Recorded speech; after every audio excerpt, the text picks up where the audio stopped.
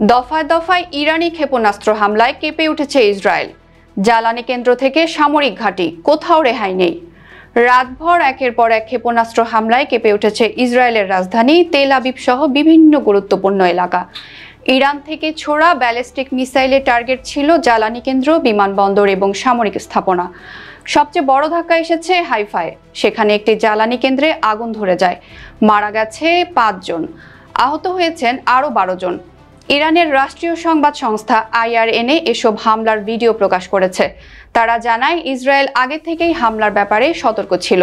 তবু ইসরায়েলি আকাশ প্রতিরক্ষা ব্যবস্থায় এসব মিসাইল আটকানোর কোনো সম্ভব হয়নি।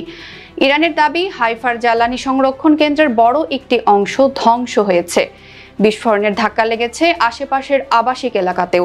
শুধু তাই নয়, ইসরায়েলের আগের হামলার জবাবে এবার ইরান সরাসরি হুমকি দিয়েছে। তারা গড়ে তুলবে ২০,০০০ মিসাইল আর পারমাণবিক অস্ত্র তৈরির পথে আরও এগোবে। এর আগেই ইসরায়েলের হামলা চালায় ইরানের দক্ষিণাঞ্চলের বৃহত্তম গ্যাস ক্ষেত্রে। ক্ষতি হয় শাহরান তেল মজুদ কেন্দ্রের, যেখান থেকে তেহরানে জ্বালানি সরবরাহ হয়।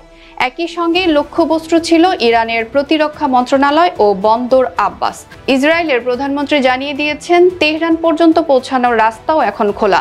ইরানের প্রতিটি ভবন ও স্থাপনা ধ্বংস করা হবে, আর তাতেই মধ্যপ্রাচ্য জুড়ে যুদ্ধের আশঙ্কা আরও গভীর হচ্ছে।